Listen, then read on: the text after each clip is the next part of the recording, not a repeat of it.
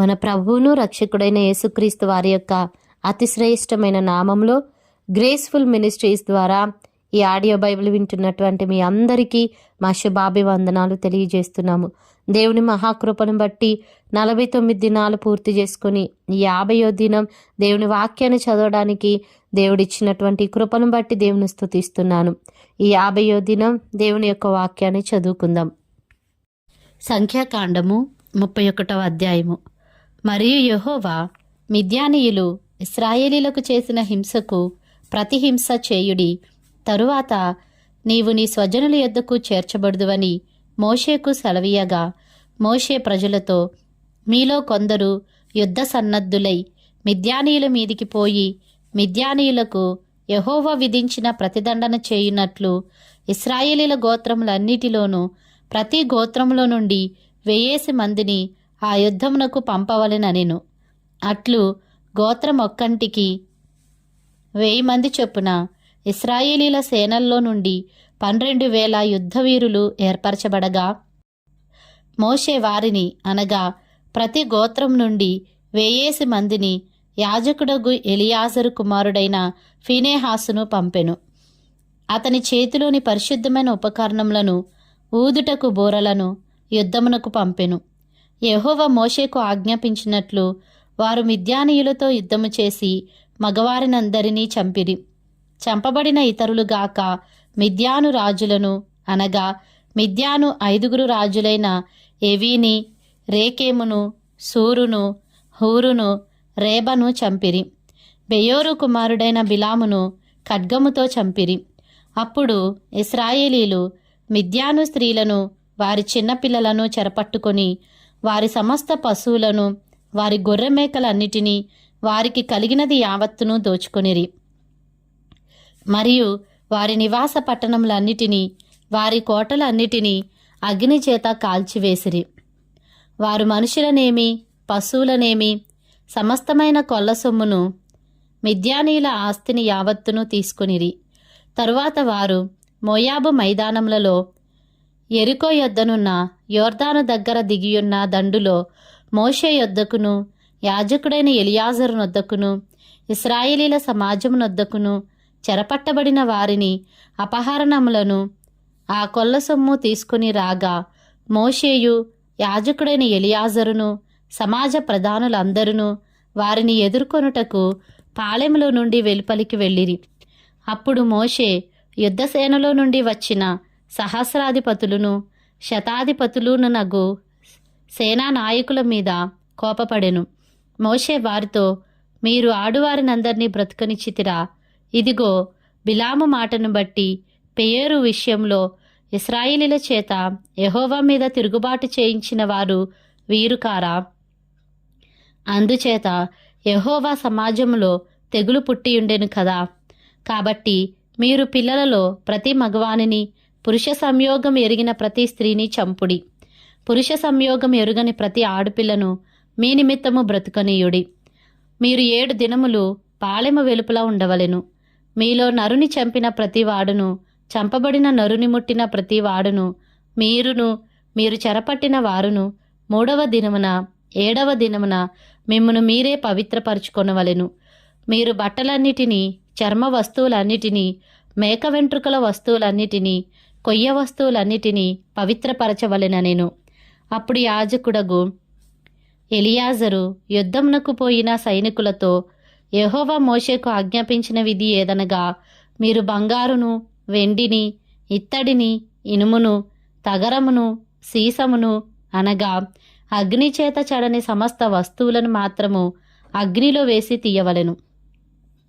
అప్పుడు అవి పవిత్రమగును. అయితే పాపపరిహార జలము చేతను వాటిని పవిత్రపరచవలెను. అగ్నిచేత చెడునట్టి ప్రతి వస్తువును నీళ్లలో వేసి తీయవలెను. 7వ దినమున మీరు మీ బట్టలు ఉదుక్కొని పవిత్రులైన తరువాత పాళెంలోనికి రావచ్చుననెను. మరియు యెహోవా మోషేకు ఇలాగు సెలవిచ్చెను, నీవును యాజకుడైన ఎలియాజరును సమాజం యొక్క పితరుల కుటుంబములలో ప్రధానులను, మనుష్యులలోనేమి పశువులలోనేమి చెరపట్టబడిన దోపుడు సొమ్ము మొత్తమును లెక్కించి 2 భాగములుగా చేసి యుద్ధమునకు పూనుకొని సేనగా బయలుదేరిన వారికి సగమును, సర్వసమాజమునకు సగమును పంచిపెట్టవలెను. మరియు సేనగా బయలుదేరిన యోధుల మీద యెహోవాకు పన్ను కట్టి ఆ మనుష్యులలోనూ, పశువులలోనూ, గాడిదలలోనూ, గొర్రెమేకలలోనూ 500కు 1 చొప్పున వారి సగంలో నుండి తీసుకొని యెహోవాకు ప్రతిష్టార్పణముగా యాజకుడైన ఎలియాజరుకు ఇయ్యవలెను. మనుష్యులలోనూ, పశువులలోనూ, గాడిదలలోనూ, గొర్రెమేకలలోనూ, సమస్త విధముల జంతువులలోనూ 50 1 చొప్పున ఇశ్రాయేలీలు సగంలో నుండి తీసుకొని యెహోవా మందిరమును కాపాడు లేవీయులకు ఇయ్యవలెను. యెహోవా మోషేకు ఆజ్ఞాపించినట్లు మోషేయు యాజకుడైన ఎలియాజరును చేసిరి. ఆ దోపుడు సొమ్ము అనగా ఆ సైనికులు కొల్లబెట్టిన సొమ్ములో మిగిలినది 6,75,000 గొర్రెమేకలను, 72,000 పశువులను, 61,000 గాడిదలను, 32,000 మంది పురుష సంయోగమెరుగు స్త్రీలను, అందులో అరవంతు అనగా సైన్యముగా పోయిన వారి వంతు గొర్రెమేకల లెక్క ఎంతనగా 3,37,500. ఆ గొర్రె మేకలలో యెహోవాకు చెల్లవలసిన పన్ను 675. ఆ పశువులు 36,000. వాటిలో యెహోవా పన్ను 72.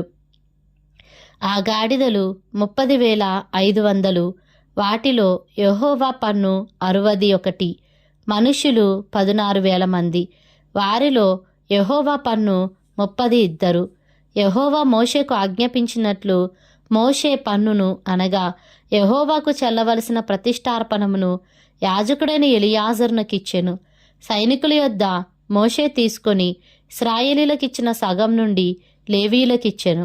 3,37,500 గొర్రెమేకలను, 36,000 గోవులను, 30,500 గాడిదలను, 16,000 మంది మనుష్యులను సమాజమునకు కలిగిన సగమై ఉండగా మోషే ఇశ్రాయేలీలకు వచ్చిన ఆ సగము నుండి మనుష్యులలోనూ జంతువులలోనూ 50 1 చొప్పున తీసి యెహోవా మోషేకు ఆజ్ఞాపించినట్లు యెహోవా మందిరమును కాపాడు లేవీయులకిచ్చెను.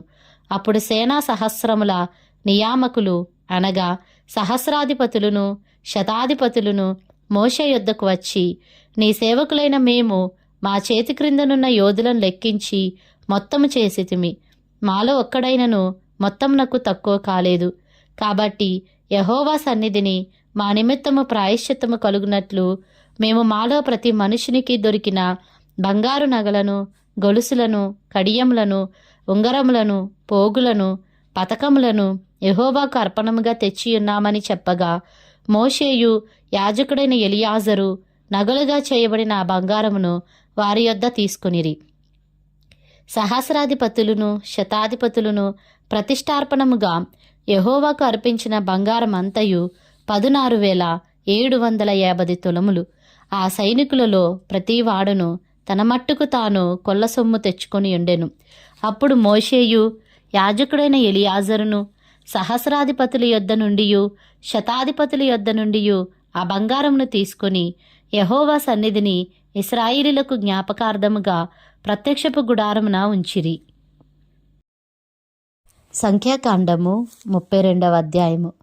రూబేనీయులకును గాదీలకును అతి విస్తారమైన మందలుండెను గనుక యాజెరు ప్రదేశమును గిలాదు ప్రదేశమును మందలకు తగిన స్థలమని తెలుసుకొని వారు వచ్చి మోషేను యాజకుడగు ఎలియాజరును సమాజ ప్రధానులతో అతారోతు, దీబోను, యాజెరు, నిమ్రా, హెష్బోను, ఏలాలే, షెబాము, నెబో, బెయోను అను స్థలములు అనగా ఇశ్రాయేలీల సమాజము ఎదుట యెహోవా జయించిన దేశము, మందలకు తగిన ప్రదేశము.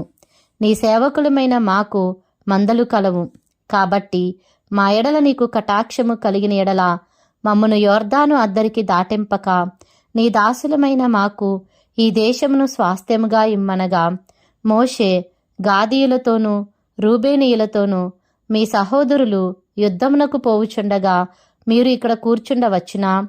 యెహోవా ఇశ్రాయేలీలకిచ్చిన దేశమునకు వారు వెళ్ళకయుండునట్లు మీరేలా వారి హృదయములను అధైర్యపరచుదురు? ఆ దేశమును చూచుటకు కాదేశు బర్నేయలో నుండి మీ తండ్రులను నేను పంపినప్పుడు వారును అలాగు చేసిరి గదా. వారు ఎష్కోలు లోయలోనికి వెళ్ళి ఆ దేశమును చూచి ఇశ్రాయేలీల హృదయమును అధైర్యపరిచిరి గనుక యెహోవా తమకిచ్చిన దేశమునకు వారు వెళ్ళకపోయిరి. ఆ దినమున యెహోవా కోపము రగులుకొని 20 ఏండ్లు మొదలుకొని పైప్రాయము కలిగి ఐగుప్తు దేశంలో నుండి వచ్చిన మనుషులలో పూర్ణ మనస్సుతో యెహోవాను అనుసరించిన కెనెజీయుడగు యెఫున్నె కుమారుడైన కాలేబును నూను కుమారుడైన యెహోషువయు తప్ప మరి ఎవడును పూర్ణ మనస్సుతో నన్ను అనుసరింపలేదు గనుక నేను అబ్రహాము, ఇస్సాకు, యాకోబులకు ప్రమాణపూర్వకంగా నిచ్చిన దేశమును వారు తప్ప మరి ఎవరునూ చూడనే చూడరని ప్రమాణము చేసెను. అప్పుడు యెహోవా కోపము ఇశ్రాయేలీల మీద రగులుకొనగా యెహోవా దృష్టికి చెడు నడత నడిచిన ఆ తరము వారందరూ నశించు వరకు అరణ్యములో 40 ఏండ్లు ఆయన వారిని తిరుగులాడజేసెను. ఇప్పుడు ఇశ్రాయేలీల ఎడల యెహోవాకు కోపము మరి ఎక్కువగా పుట్టించినట్లుగా ఆ పాపుల సంతానమైన మీరు మీ తండ్రులకు ప్రతిగా బయలుదేరి ఉన్నారు. మీరు ఆయనను అనుసరింపక వెనుకకు మళ్ళిన ఎడల ఆయన ఈ అరణ్యములో జనులను ఇంకా నిలువచేయును. అట్లు మీరు ఈ సర్వ జనమును నశింపజేసెదరనెను. అందుకు వారు అతని యొద్దకు వచ్చి, మేము ఇక్కడ మా మందల కొరకు దొడ్లను, మా పిల్లల కొరకు పొరములను కట్టుకొందుము. ఇశ్రాయేలీలను వారి వారి స్థలములకు చేర్చు వరకు మేము వారి ముందర యుద్ధమునకు సిద్ధపడి సాగుదుము. అయితే మా పిల్లలు ఈ దేశ నివాసుల భయము చేత ప్రాకారము గల పురములలో నివసింపవలెను. ఇశ్రాయేలీలలో ప్రతి వాడును తన తన స్వాస్థ్యమును పొందు వరకు మా ఇండ్లకు తిరిగి రాము. తూర్పు దిక్కున యోర్దాను యువతల మాకు స్వాస్థ్యము దొరికెను గనుక యోర్దాను అవతల దూరముగా వారితో స్వాస్థ్యము పొందమనిరి. అప్పుడు మోషే వారితో, మీరు మీ మాట మీద నిలిచి యెహోవా సన్నిధిని యుద్ధమునకు సిద్ధపడి యెహోవా తన ఎదుట నుండి తన శత్రువులను వెళ్ళగొట్టు వరకు యెహోవా సన్నిధిని మీరందరూ యుద్ధ సన్నద్ధులై యోర్దాను అవతలికి వెళ్ళిన ఎడల ఆ దేశము యెహోవా సన్నిధిని జయింపబడిన తరువాత మీరు తిరిగి వచ్చి యెహోవా దృష్టికిని ఇశ్రాయేలీల దృష్టికిని నిర్దోషులై ఉందురు. అప్పుడు ఈ దేశము యెహోవా సన్నిధిని మీకు స్వాస్థ్యమగును.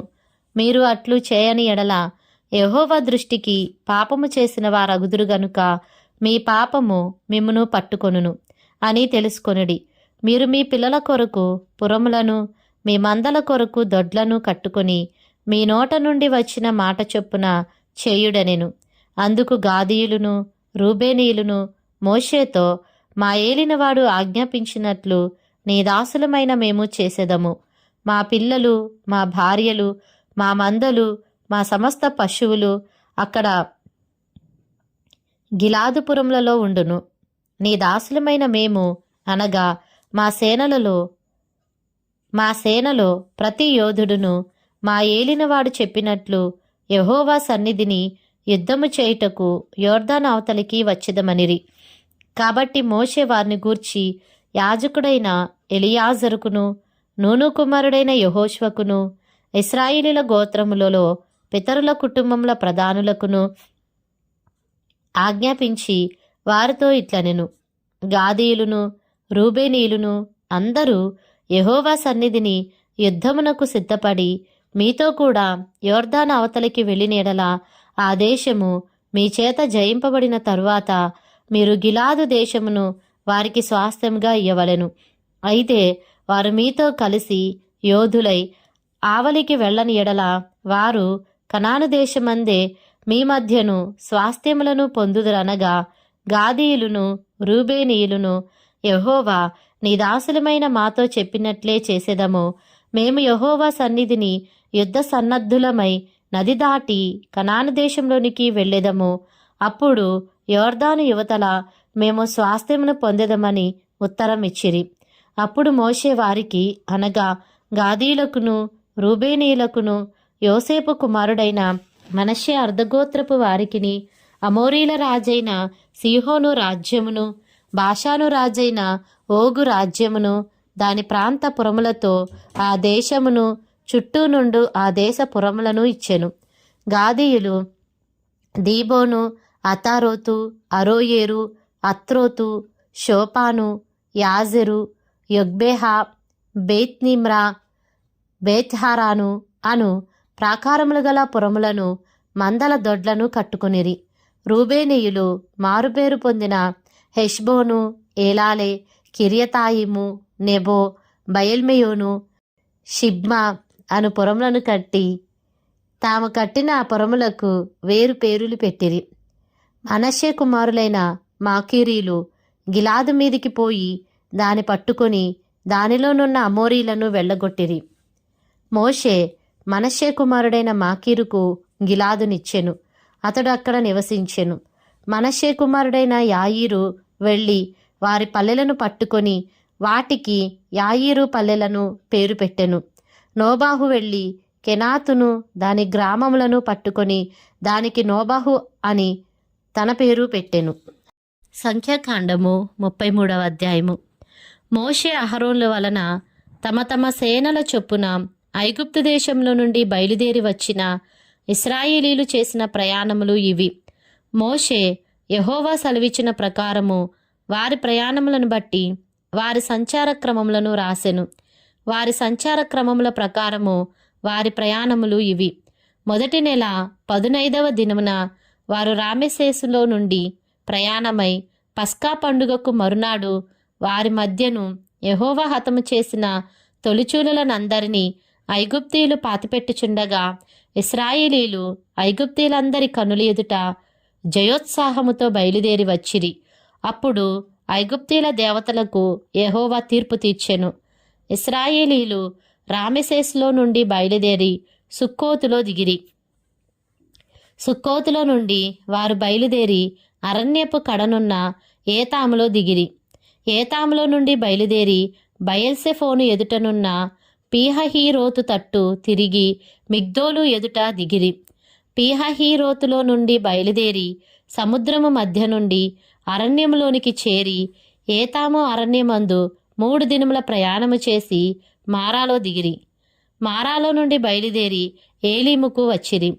ఏలీములో 12 నీటి బుగ్గలును 70 ఈత చెట్లును ఉండెను. అక్కడ దిగిరి. ఏలీములో నుండి వారు బయలుదేరి ఎర్రసముద్రం నొద్ద దిగిరి. ఎర్రసముద్రము నొద్ద నుండి బయలుదేరి సీను అరణ్యమందు దిగిరి. సీను అరణ్యములో నుండి బయలుదేరి దోపకాలో దిగిరి. దోపకాలో నుండి బయలుదేరి ఆలూషులో దిగిరి. ఆలూషులో నుండి బయలుదేరి రెఫీదీములో దిగిరి. అక్కడ జనులు త్రాగుటకై నీళ్లు లేకపోయెను. రెఫీదీములో నుండి బయలుదేరి సీనాయి అరణ్యమందు దిగిరి. సీనాయి అరణ్యం నుండి బయలుదేరి కిబ్రోతు హత్తావాలో దిగిరి. కిబ్రోతు హత్తావాలో నుండి బయలుదేరి హజేరోతులో దిగిరి. హజేరోతులో నుండి బయలుదేరి రిత్మాలో దిగిరి. రిత్మాలో నుండి బయలుదేరి రిమ్మోను పారేసులో దిగిరి. రిమ్మోను పారేసులో నుండి బయలుదేరి లిబ్నాలో దిగిరి. లిబ్నాలో నుండి బయలుదేరి రీసాలో దిగిరి. రీసాలో నుండి బయలుదేరి కేహేలాతాలో దిగిరి. కేహేలాతాలో నుండి బయలుదేరి షాపెరు కొండనొద్ద దిగిరి. షాపెరు కొండనొద్ద నుండి బయలుదేరి హరాదాలో దిగిరి. హరాదాలో నుండి బయలుదేరి మకెలోతులో దిగిరి. మకెలోతులో నుండి బయలుదేరి తాహతులో దిగిరి. తాహతులో నుండి బయలుదేరి తారహులో దిగిరి. తారహులో నుండి బయలుదేరి మిత్కాలో దిగిరి. మిత్కాలో నుండి బయలుదేరి హష్మోనాలో దిగిరి. హష్మోనాలో నుండి బయలుదేరి మొసేరోతులో దిగిరి. మొసేరోతులో నుండి బయలుదేరి బెనేయాకానులో దిగిరి. బెనేయాకాలో నుండి బయలుదేరి హోర్ హగ్గిద్గాదులో దిగిరి. హోర్ హగ్గిద్గాదులో నుండి బయలుదేరి యొద్బాతాలో దిగిరి. యొద్బాతాలో నుండి బయలుదేరి ఎబ్రోనాలో దిగిరి. ఎబ్రోనాలో నుండి బయలుదేరి ఏసోన్గెబేరులో దిగిరి. ఏసోన్గెబేరులో నుండి బయలుదేరి కాదేషు అనబడిన సీను అరణ్యంలో దిగిరి. కాదేశులో నుండి బయలుదేరి ఎదోము దేశము కడనున్న హోరు కొండ దగ్గర దిగిరి. యెహోవా సెలవిచ్చిన ప్రకారము యాజకుడైన అహరోను హోరు కొండనెక్కి ఇశ్రాయేలీలు ఐగుప్తు దేశం నుండి బయలుదేరి వచ్చిన 40వ సంవత్సరమున 5వ నెల మొదటి దినమున అక్కడ మృతి నొందెను. అహరోను 123 ఏండ్ల ఈడు గలవాడై హోరు కొండ మీద మృతి నొందెను. అప్పుడు దక్షిణ దిక్కున కనాను దేశమందు నివసించిన అరాదు రాజైన కనానీయుడు ఇశ్రాయేలీలు వచ్చిన సంగతి వినెను. వారు హోరును కొండ నుండి బయలుదేరి సల్మానాలో దిగిరి. సల్మానాలో నుండి బయలుదేరి పూనోనులో దిగిరి. పూనోనులో నుండి బయలుదేరి ఓబోతులో దిగిరి. ఓబోతులో నుండి బయలుదేరి మోయాబు పొలిమేర యొద్దనున్న ఈయే అబారీములో దిగిరి. ఈయే అబారీములో నుండి బయలుదేరి దీబోను గాదులో దిగిరి. దీబోను గాదులో నుండి బయలుదేరి అల్మోను దెబ్లతాయింలో దిగిరి. అల్మోను దెబ్లతాయింలో నుండి బయలుదేరి నెబో ఎదుటి అబారీము కొండలలో దిగిరి. అబారీము కొండల్లో నుండి బయలుదేరి ఎరుకో దగ్గర యోర్దానుకు సమీపమైన మోయాబు మైదానములలో దిగిరి. వారు మోయాబు మైదానములలో బేత్యషీమోతు మొదలుకొని ఆబేలు షిత్తీము వరకు యోర్దాను దగ్గర దిగిరి. ఎరుకో యొద్ద అనగా యోర్దానుకు సమీపమైన మోయాబు మైదానములలో యెహోవా మోషేకు ఇలాగు సెలవిచ్చెను. నీవు ఇశ్రాయేలీయులతో ఇట్లనుము, మీరు యోర్దానును దాటి కనాను దేశమును చేరిన తరువాత ఆ దేశ నివాసులందరినీ మీ ఎదుట నుండి వెళ్ళగొట్టి వారి సమస్త ప్రతిమలను నాశనము చేసి వారి పోత విగ్రహములను అన్నిటినీ నశింపచేసి వారి ఉన్నత స్థలములన్నిటినీ పాడు చేసి ఆ దేశమును స్వాధీనపరుచుకొని దానిలో నివసింపవలెను. ఏలైనగా దాని స్వాధీనపరుచుకొనున్నట్లు ఆ దేశమును మీకు ఇచ్చితిని. మీరు మీ వంశముల చొప్పున చీట్లు వేసి ఆ దేశమును స్వాస్థ్యములుగా పంచుకొనవలెను. ఎక్కువ మందికి ఎక్కువ స్వాస్థ్యమును, తక్కువ మందికి తక్కువ స్వాస్థ్యమును ఇయ్యవలెను. ఎవని చీటి ఏ స్థలమున పడునో వానికి ఆ స్థలమే కలుగును. మీ తండ్రుల గోత్రముల చొప్పున మీరు స్వాస్థ్యములు పొందవలెను. అయితే మీరు మీ ఎదుట నుండి ఆ దేశ నివాసులను వెళ్ళగొట్టని ఎడల మీరు వారిలో ఎవరిని ఉండనిచ్చెదరో వారు మీ కన్నులలో ముండ్లుగాను మీ ప్రక్కలలో శూలములుగాను ఉండి మీరు నివసించు ఆ దేశంలో మిమ్మును బాధ పెట్టెదరు. మరియు నేను వారికి చేయతలంచినట్లు మీకు చేసేదనని వారితో చెప్పుము.